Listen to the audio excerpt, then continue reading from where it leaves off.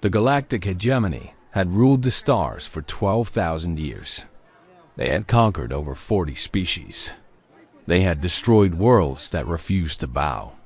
In all that time, no one had ever challenged their power. They believed they were gods. When their survey ships found Earth in the year 2157, they saw nothing special. Just another small planet with another primitive species. The humans had only recently learned to travel to their own moon. They fought wars among themselves. They were divided into hundreds of nations that could not agree on anything. To the hegemony, Earth was simply another world to add to their collection. High Commander Vorith was chosen to lead the subjugation fleet. He was old, even by hegemony standards. He had conquered 17 worlds in his long life. He had never failed. When he looked at the reports about humans, he almost laughed. These creatures still used chemical rockets. They communicated with radio waves. They had not even discovered faster than light travel. This mission would be easy. 300 warships arrived in Earth's orbit on a cold morning in December. Each ship was the size of a mountain. Their weapons could turn cities to dust in seconds. Their shields could stop any attack the humans might attempt. Vorith did not bother with warnings or negotiations. He simply broadcast his message to every device on the planet. Every television, every phone, every radio, every computer screen showed his face. His gray skin and black eyes filled screens around the world. Species 7291, designated human. You are hereby declared property of the galactic hegemony. You are now captives. All resistance is mathematically impossible. You will be processed and assigned labor duties. This is not a request. This is your new reality. The message ended. Across Earth, there was silence. Then there was chaos. In Seoul, Admiral Park Yuna stood in the emergency command center deep beneath the city. She was 53 years old, with short gray hair and eyes that had seen too many battles. She had spent her life protecting her country. Now, it seemed, there was nothing left to protect. Around her, military leaders from around the world argued through video screens. Some wanted to launch nuclear weapons at the alien ships. Others wanted to surrender immediately. A few simply stared at their screens in shock, unable to speak. Yuna watched the alien ships on the tactical display. 300 of them, each one larger than any vessel humanity had ever built. Their technology was so advanced that human sensors could barely detect them. "They have disabled our satellites," reported Lieutenant Kim Taiwan, her young aide. His hands were shaking as he read from his tablet. "Global communications are failing. They are jamming everything." "Not everything," Yuna said quietly. She walked to a secure terminal and entered a code that only 7 people on Earth knew. A new screen appeared, showing a woman in a white lab coat. Her name was Dr. Choi Yoonji, and she was humanity's greatest secret. "Admiral," Yoonji said. Her voice was calm, almost bored. "I assume you are calling about our visitors. Can you still communicate?" "They said they jammed everything." Yoonji smiled. It was not a pleasant smile. "They jammed electromagnetic communications. Radio waves, standard frequencies. Very thorough, very professional. Also very outdated. Our quantum array operates on principles they clearly have not discovered." Yuna felt something she had not felt since the alien message. "Hope, what can you tell me about them?" "Their technology is advanced, but not magical. I have been scanning their ships for the past hour. Their shields are powerful, but not unbreakable. Their weapons are impressive, but follow predictable patterns. And their biggest weakness?" Yoonji leaned closer to the camera. "They are arrogant. They are not even trying to hide their systems from us. They think we are too primitive to understand what we are seeing. Can we fight them?" There was a long pause. Yoonji looked at something off-screen, then back at the camera. Not today, not tomorrow, but give me time, Admiral. Give me 3 months, and I will give you weapons that will make them wish they had never heard of Earth. The call ended.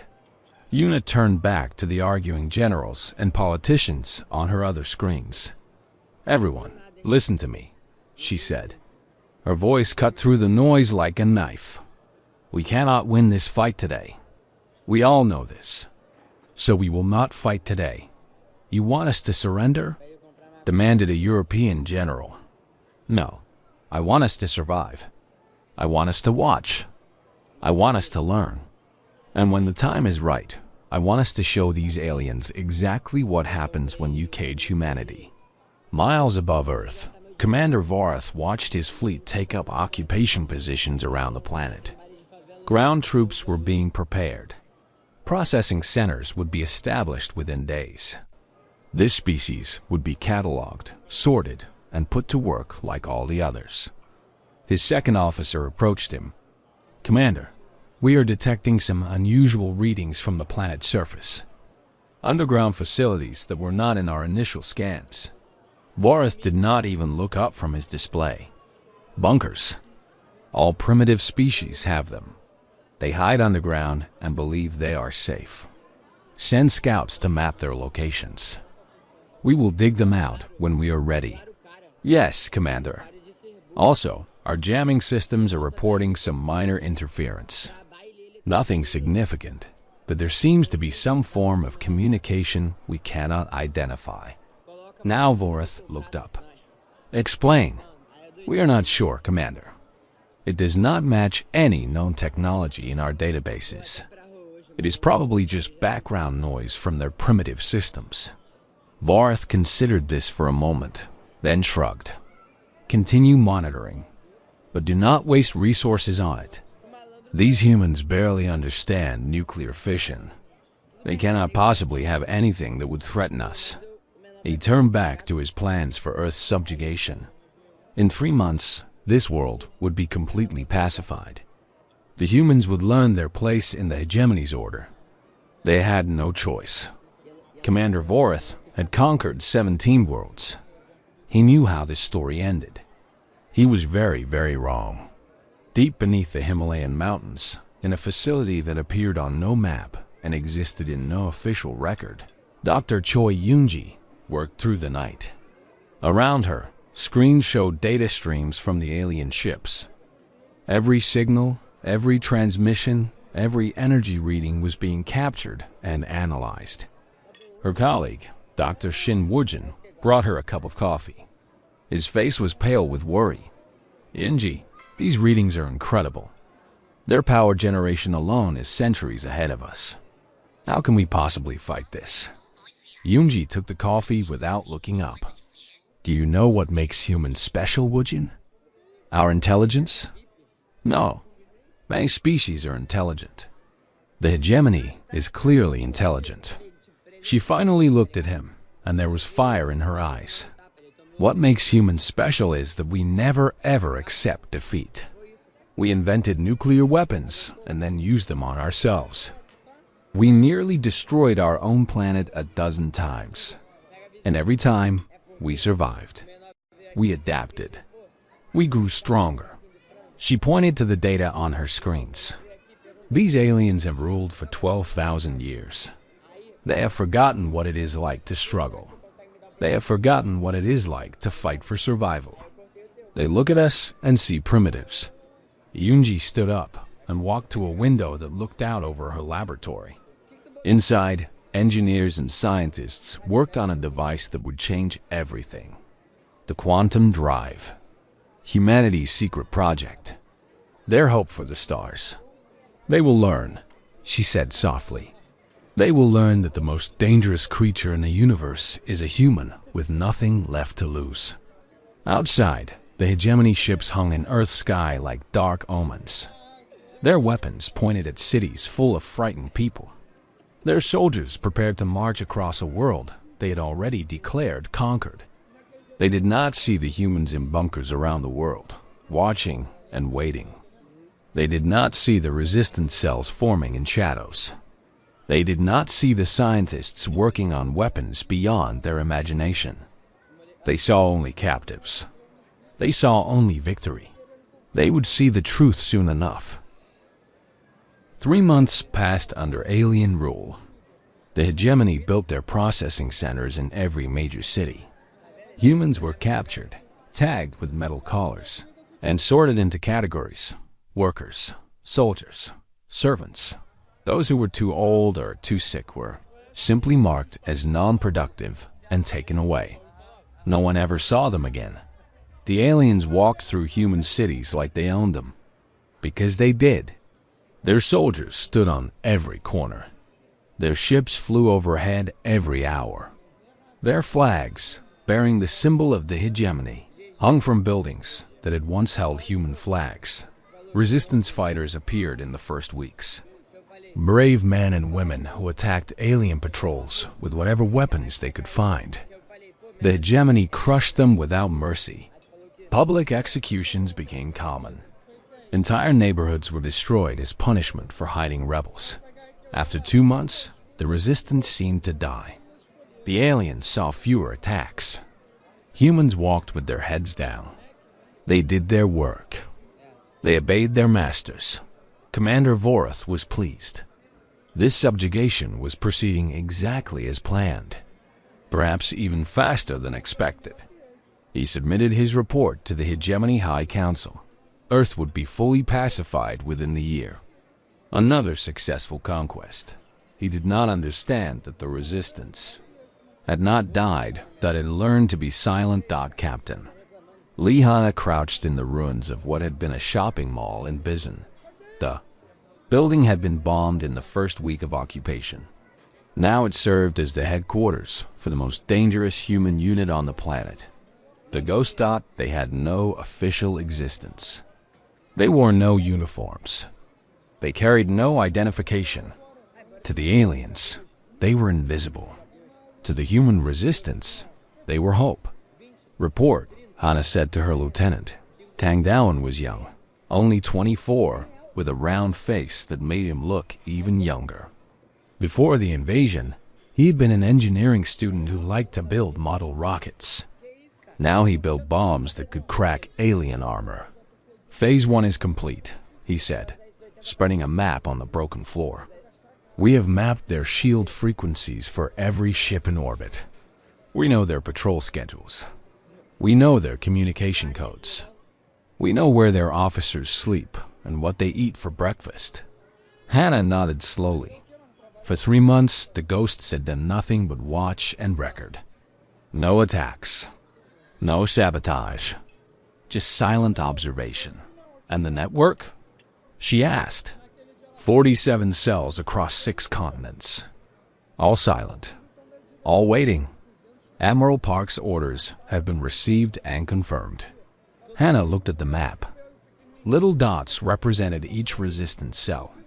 Little lines showed their communication paths, all using quantum-encrypted channels that the hegemony could not detect. The aliens think they broke us, she said quietly. They think we surrendered. Did we? Asked a young woman named Beek Somi. She was the cell's medic, though she had been a surgeon before the invasion. Her hands, once used to save lives, now also knew how to end them. No, Hannah replied. We just stopped being stupid. Attacking them with guns and bombs was never going to work. They are too strong, too advanced. So we changed the game. She stood and walked to a hole in the wall that looked out over the ruined city. In the distance, an alien patrol ship cruised past. The hegemony has been conquering worlds for 12,000 years. They have a system, a process. They know exactly how primitive species behave when conquered. We resist at first. We attack. We lose. We surrender. They have seen it 100 times. Hannah turned back to her team. But they have never seen humans.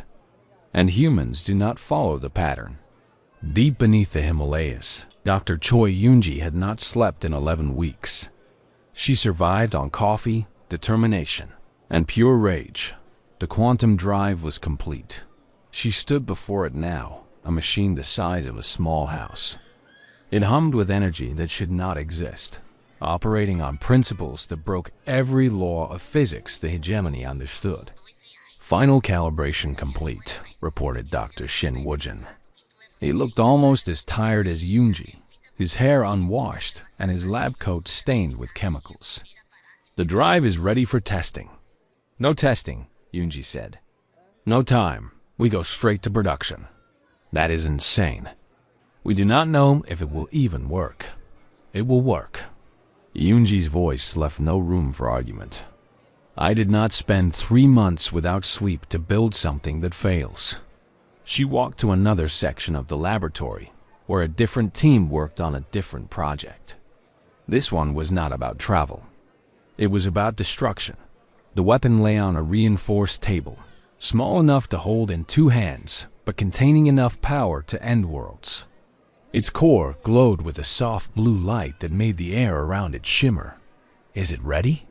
Admiral Park Yuna's voice came through the quantum communicator. She could not visit in person. The aliens were watching her too closely. Ready is a strong word, Inji replied. Let us say it is functional. Untested but functional. Explain it to me again. Simply.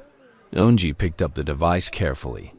Inside this shell is a piece of a star, compressed to the size of a grain of rice, held stable by magnetic fields that require more power than most cities use in a year. And when you release it, it expands rapidly. For about 1 second, a new star is born. Everything within 10 kilometers is simply gone, converted to pure energy. There was silence on the communication channel. How many of these can you make? Yuna finally asked. With our current resources? 10, maybe 12. We do not have the raw materials for more. Make them, and make me ships to deliver them. In the processing center outside London, Third Overseer Veth walked among the human captives. He was young for a hegemony officer, only 400 years old. This was his first subjugation mission. Something was bothering him. The humans were behaving correctly. They worked when told. They ate when allowed. They slept in their cramped barracks without complaint. Everything was proceeding according to protocol, but their eyes were wrong. Veth had studied the subjugation reports from other worlds. Conquered species went through predictable stages: fear, anger, resistance, defeat, acceptance. By now, these humans should be in the acceptance stage. They should look broken and empty. Their spirits crushed dot instead. They looked patient. A human man walked past him, carrying a heavy load of metal scraps. The man glanced at Veth for just a moment. In that brief look, Veth saw something that made his blood run cold. The human was smiling, not a broken smile, not a mad smile, a knowing smile, the smile of someone who had a secret. Veth grabbed the man by his collar. What are you smiling about, creature? The man's smile did not fade. Nothing, master. Just happy to serve. Veth stared at him for a long moment, then released him. The man bowed and walked away, still carrying his load. That night, Veth submitted a request for transfer. He attached a report detailing his concerns. The humans were too calm, too organized, too patient. Something was wrong. His superiors rejected the request. They told him he was inexperienced, paranoid. The humans were behaving exactly as expected. There was nothing to worry about. Veth did not argue. He simply began sleeping with a weapon under his pillow dot in bunkers and basements around the world. Humans waited. They worked their jobs in the processing centers by day. By night, they met in secret. They trained. They prepared. They counted the days. Captain Hana received the final message from Admiral Yuna on day 89 of the occupation. Phase 2 begins in 48 hours. Prepare for liberation. Hannah read the message to her team. For the first time in 3 months, she allowed herself to smile. They called us captives, she said. They told us resistance was impossible. They believed we were broken. She looked at the faces around her. Soldiers and scientists, doctors and engineers, old and young. All of them ready to fight. All of them ready to die if necessary. Tomorrow, we show them what humans are really made of. Above Earth, the hegemony fleet maintained their patrol patterns. Their shields were up. Their weapons were armed. They were prepared for anything the humans might attempt. They were not prepared for what was coming, that no one in the galaxy was. On the 91st day of occupation, the sun rose over Earth like it had done for billions of years. Birds sang. Wind blew. The alien ships hung in the sky as they always did, dark and silent and certain of their power. At exactly 060 hours, everything changed. Commander Vorith was in his quarters when the first alarm sounded. He had been reviewing reports about labor production rates. Boring work, but necessary. He was already thinking about his next assignment, his next conquest. Earth was almost pacified. Then his lights went out. Then his screens went dark. Then his communications died. Report. He shouted into the darkness. Nothing answered. Emergency lights flickered on, casting red shadows across his quarters. Vorith ran to his door, but it would not open. The power was gone. The magnetic locks were sealed. Through his window, he saw the impossible. One of his escort ships was falling. Its engines were dead. Its shields were gone.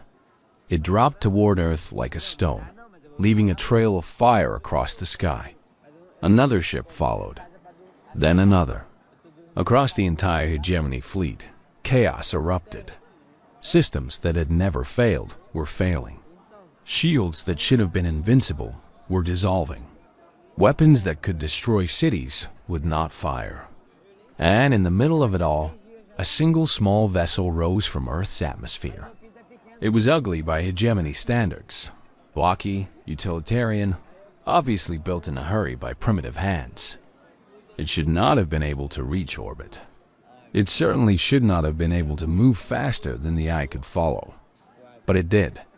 Vorith watched as the human ship disappeared into a flash of light. One moment it was there. The next it was inside his command ship's shield perimeter. His last thought was, "That is impos." The quantum star detonated. For 1 second, there were 2 suns in Earth's sky. The flash was visible across half the planet. People who have been captives for 3 months stopped their work and looked up. They shielded their eyes from the brilliant light. When the light faded, 90 hegemony ships were gone. Not destroyed, not damaged, simply gone. Erased from existence as if they had never been. The remaining 210 ships broke formation, their commanders screaming for orders that would never come. Their leader was dead. Their communications were scrambled. They did not know what had hit them. Admiral Park, Yuna knew exactly what came next. All cells, initiate liberation protocol. She broadcast on the quantum network. Earth rises today. In Seoul, the resistance cells emerged from hiding like ghosts, becoming solid. They had studied the alien patrols for 3 months. They knew every schedule, every weakness, every blind spot. The processing center fell in 11 minutes. In Bizen, Captain Lee Hana led her team through the streets.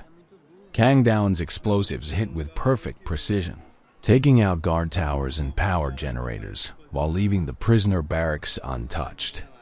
"Move, move!" Hannah shouted as they breached the main gate. Alien guards ran toward them, but they were confused and disorganized. Their commanders were dead. Their backup was not coming.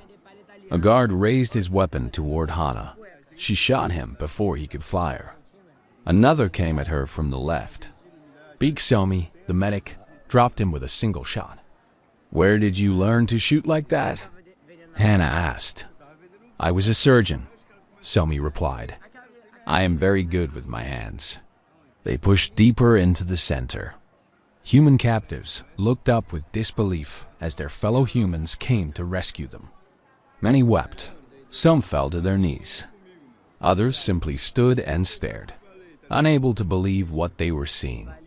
"Get up," Hana told them. "We do not have time for tears.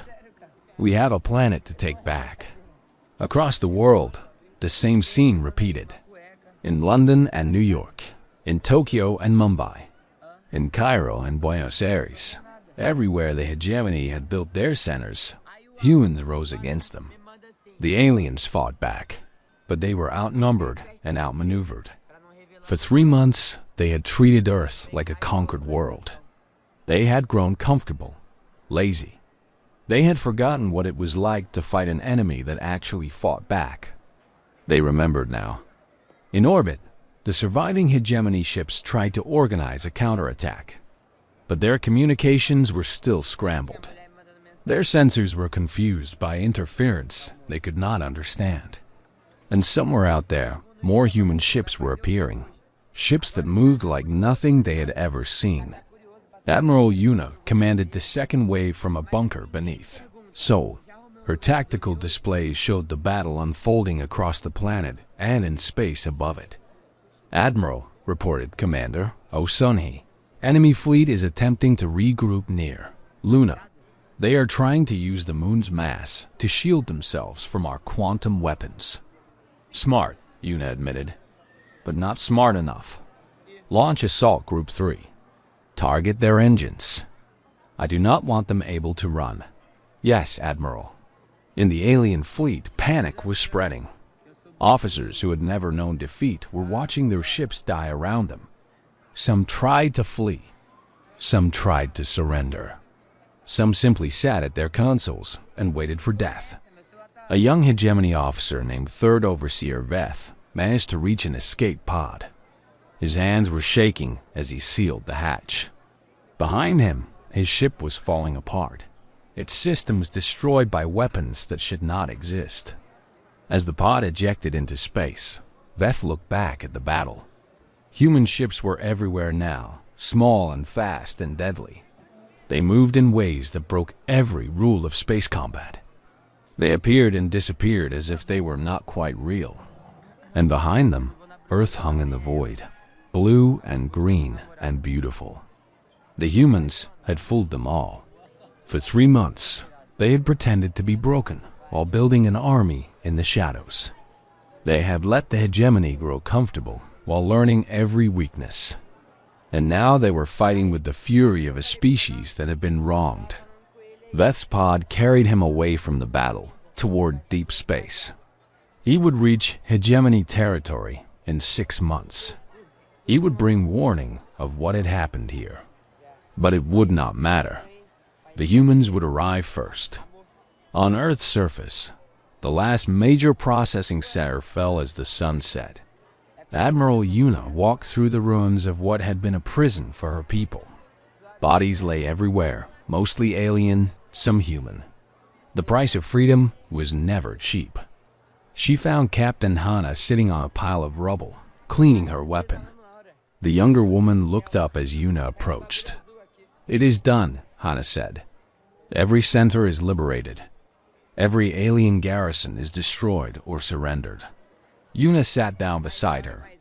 "Casualties?" "High, but lower than expected. Dowan's explosives saved thousands of lives." They sat in silence for a moment, watching the sun paint the sky in shades of red and gold. "What happens now?" Hana asked. Yuna looked up at the sky, where the light of burning hegemony ships could still be seen. "Now we go to them. We take the fight to their territory. We make sure they never threaten Earth again." "Is that even possible?" "They have hundreds of worlds, thousands of ships. We have one planet and a handful of weapons we barely understand."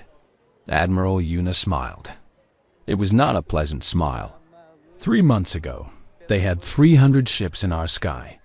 They told us resistance was impossible. Now most of those ships are dust. She stood up and offered her hand to Hana. "The hegemony has ruled for 12,000 years.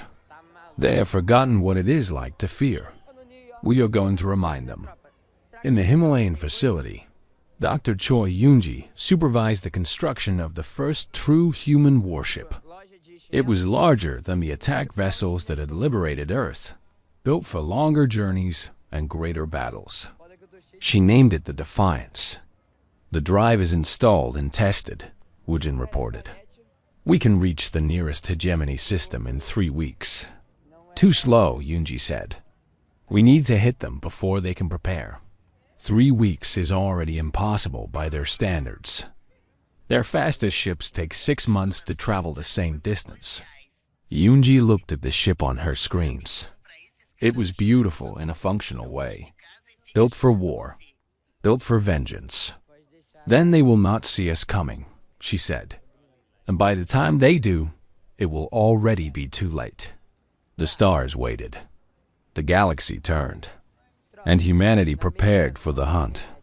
For 12,000 years, the hegemony had been the predators. Now they would learn what it felt like to be prey. The hegemony homeworld of Nexus Prime had never been attacked. In 12,000 years of empire, no enemy had ever reached its skies. The very idea was absurd. Nexus Prime was protected by the largest fleet in the galaxy. Its orbital defense platforms could destroy entire planets. Its shields could stop any weapon known to exist. High Council Prelate Morax stood on his balcony, looking up at the stars with complete confidence. He had received reports about the disaster at Earth, an entire subjugation fleet, destroyed by primitives. It was embarrassing, yes, concerning perhaps, but ultimately meaningless. The humans would be punished. A proper fleet would be sent. 10,000 ships instead of 300. The primitive apes would learn their place. The hegemony had lost battles before. They had never lost a war. Morax was still thinking these comforting thoughts when the first human ships appeared in his sky. Admiral Park Yuna commanded the attack from the bridge of the Defiance. Around her, 200 human warships dropped out of quantum space, their engines glowing with power that should not exist. They had crossed half the galaxy in 3 weeks. The hegemony's fastest ships would have taken 6 months. Admiral, reported Commander Oh Sun-hee, enemy fleet is responding. 1,500 ships moving to intercept. Another 3,000 in reserve near the planet. Expected, Yuna said calmly. Begin Phase 1. The human fleet split into dozens of small groups, each one moving independently. To the hegemony commanders watching from their ships, it looked like chaos. The primitives were panicking, scattering in fear before the might of the hegemony navy dawned. It was not panic. It was a trap. The hegemony ships moved to pursue the fleeing groups, spreading out across the system. Their commanders smelled victory. These humans were no match for a real fleet. The battle at Earth had been a fluke, a surprise that would not work twice. They realized their mistake too late, that each human group carried a quantum torpedo. Not as powerful as the star bombs that destroyed Vorith's fleet, but powerful enough. As the hegemony ships spread out to chase them, the human vessels turned and fired. Bright points of light bloomed across the star system. Hegemony ships vanished by the dozens, then by the hundreds. They are retreating, Sun-hee reported. The enemy fleet is falling back to Nexus Prime's orbital defenses. As expected, Yuna repeated. Begin Phase 2. The human fleet regrouped and charged directly toward the planet. The hegemony commanders thought they had gone mad. Nexus Prime's defense platforms were the most powerful weapons in the galaxy. No fleet could survive their fire, but no fleet had ever attacked them with quantum weapons before. Kang Down had spent the voyage to Nexus Prime modifying torpedoes. His explosives on Earth had been clever. His torpedoes were genius. They did not just explode. They appeared inside enemy shields, bypassing defenses entirely. The orbital platforms began to fire. Massive beams of energy lanced out toward the human fleet. Ships died, their shields overwhelmed by raw power. But for every human ship destroyed, 10 platforms fell to Dowan's torpedoes. Losses? Yuna asked. 37 ships destroyed, 18 damaged. But Admiral, the platforms are gone. Yuna allowed herself a small smile. Then nothing stands between us and Nexus Prime. On the planet below, Prelate Morax watched the battle with growing horror. The defense platforms were supposed to be invincible. The fleet was supposed to be unstoppable. But the humans cut through them like they were nothing. Send word to all systems, he ordered. Recall every ship, every soldier, everything we have. We must defend the homeworld. His advisor approached nervously. Prelate, if we recall our forces, the subjugated worlds will be left unprotected. They might rebel. Let them rebel. They are nothing without our control. Once we destroy these humans, we will reconquer them all. But even as he gave the orders, Morax felt something he had not felt in centuries: fear. The humans were not supposed to be able to do this. They were primitives, animals. How were they here, in the heart of the hegemony, destroying everything they touched? Every screen in the council chamber flickered. Morax looked up as a human face appeared, calm and almost bored. "Hello," said Dr. Choi Yoonji. "I am broadcasting this message to every system in your hegemony. I want everyone to hear what I have to say." She held up a small device that glowed with soft blue light. "This is a quantum phase disruptor. I will not bore you with the technical details. Simply put, it can collapse the nuclear bonds in any hegemony technology within a light-year radius. Your shields, your weapons, your ships, your cities, everything you have built in 12,000 years, I can erase in seconds." The council chamber erupted in panic. Officers shouted orders. Guards ran to their positions. Morax screamed for his weapons, his ships, anything that could stop this mad human.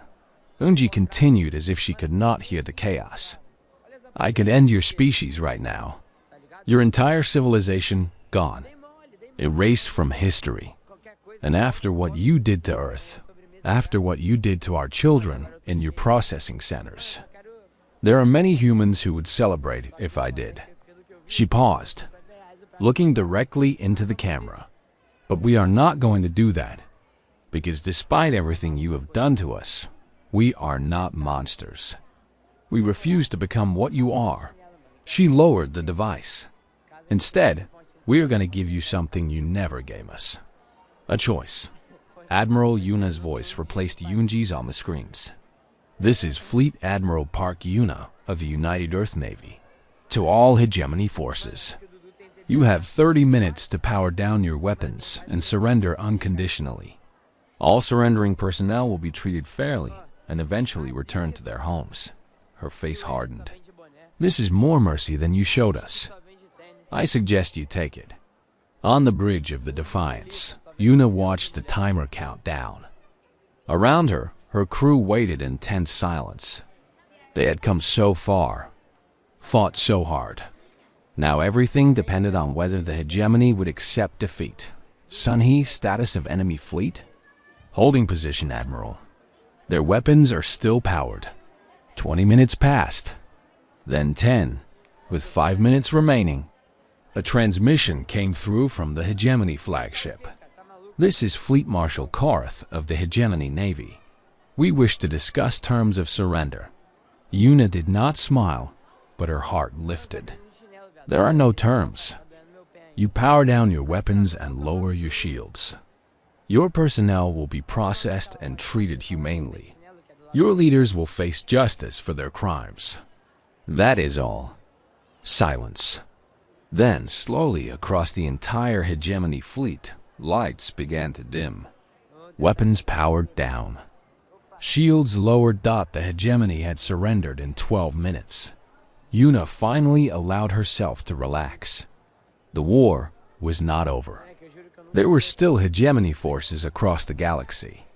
Still battles to be fought. But the heart of the empire had fallen. "Begin planetary occupation," she ordered. "And be careful.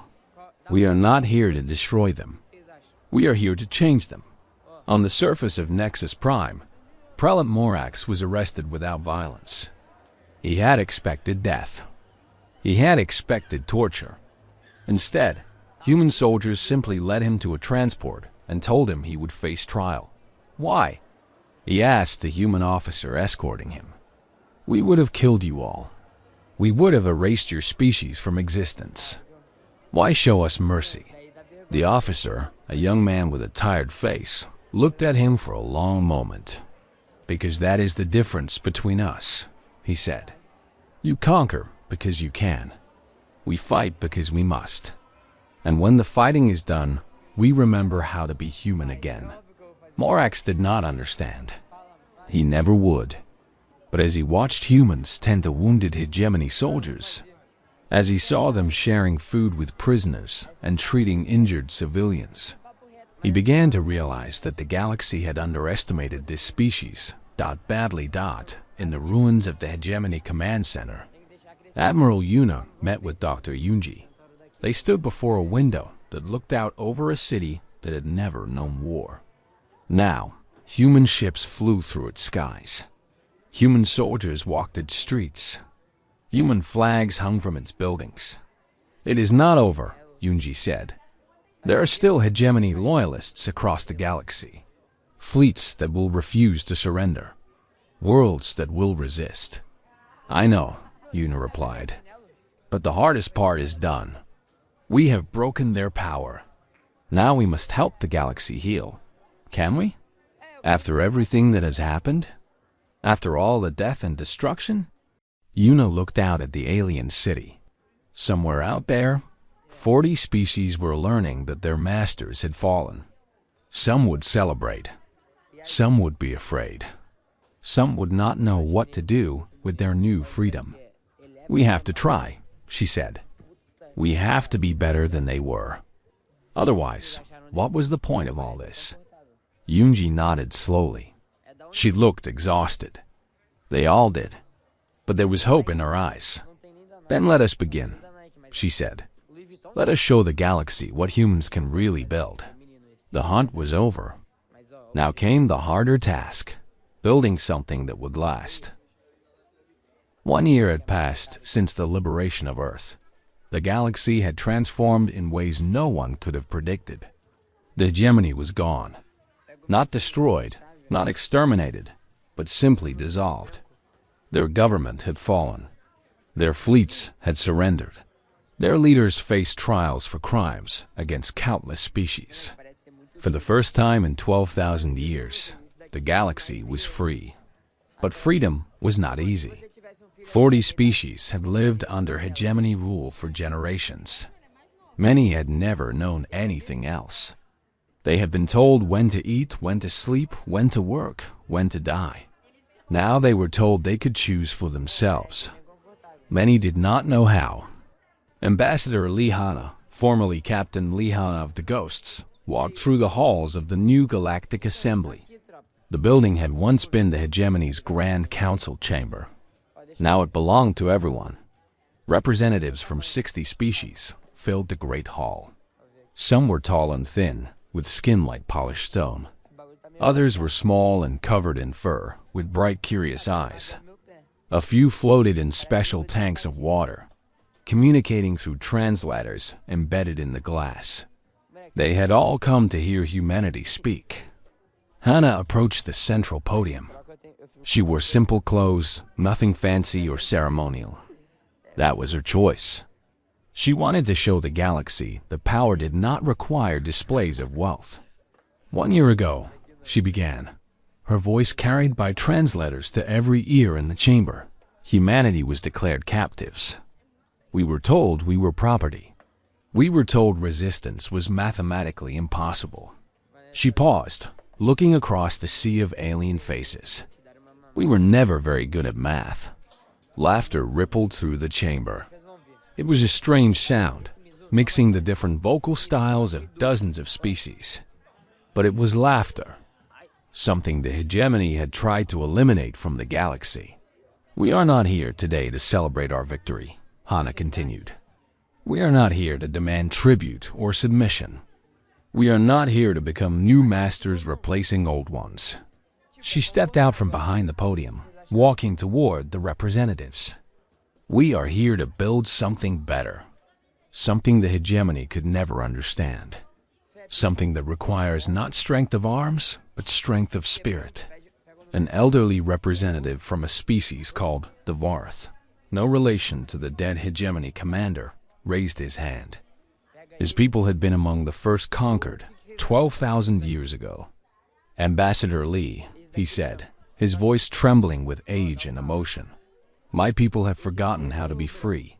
We do not know how to govern ourselves. We do not know how to make choices. How can you expect us to join this new order when we do not even know what freedom means? Hannah walked to him and took his wrinkled hand gently. You will learn, she said, and we will help you. Not by telling you what to do, but by showing you what is possible. Not by commanding you, but by standing beside you. She turned back to the full assembly. The hegemony believed that power came from domination. They were wrong. True power comes from choice, from cooperation, from standing together not because you are forced to, but because you choose to. In the gallery above the main floor, Admiral Park Yuna sat beside Dr. Choi Yoonji and Dr. Shin Woojin. All three had been offered positions of supreme authority in humanity's new galactic government. All three had refused. Power should rotate, Yuna had told the council. The moment we become what we fought against, we have already lost. Now she watched Hana speak, feeling pride in the younger woman. The Ghost Captain had become a symbol of hope across the galaxy. Former captive species saw in her proof that freedom was possible. She is doing well, Yoonji said quietly. Better than well, Yuna replied. She is doing what we never could, building bridges instead of breaking them. After the assembly, Yuna walked through the streets of the former hegemony capital. Everywhere she looked, she saw change. Alien species that had never been allowed to speak to each other now shared meals in public squares. Children of different worlds played together while their parents watched with wonder. It was not perfect. There were still problems, still conflicts. Some former hegemony loyalists refused to accept the new order.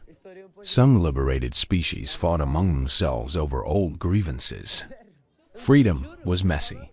It always had been, but it was better than chains. Kang Dawan found her sitting in a park, watching a group of alien children play a game she did not recognize. Admiral, he said, sitting beside her. You missed the reception. I know. I needed quiet. Dawan had changed in the past year. He was no longer just a young man who built explosives. He had helped design the new quantum communication network that connected the free galaxy. His skills were building now, not destroying. It worked, he said softly. Everything we fought for, everything we sacrificed. It actually worked. Yuna watched a small alien child fall down and begin to cry. Another child, from a completely different species, helped them up and dusted them off. The crying stopped. Both children laughed. Yes, she said. It worked. On Earth, in the rebuilt city of Seoul, a memorial stood where the first processing center had been. Millions had died in that place. Millions more had been broken and enslaved. Now, people from across the galaxy came to pay their respects. The memorial was simple. A wall of stone bearing names. Not just human names, but names from every species that had suffered under the hegemony.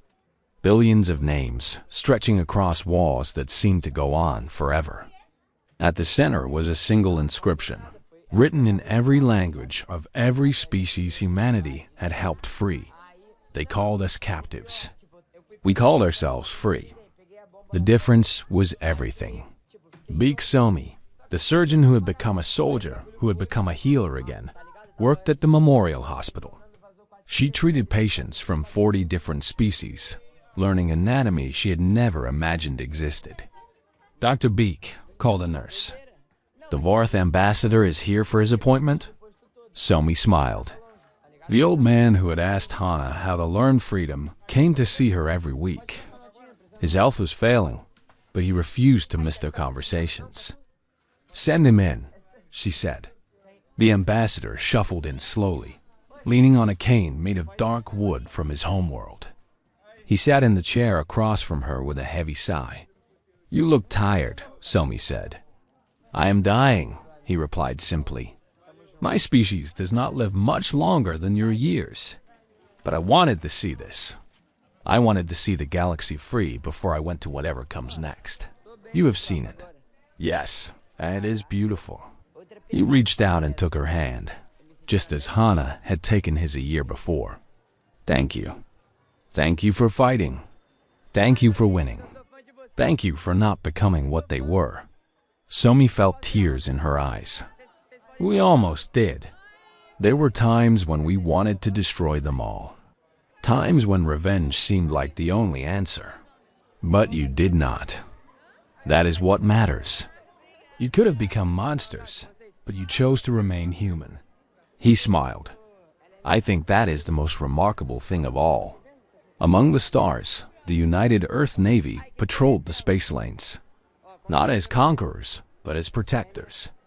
They helped new governments establish themselves.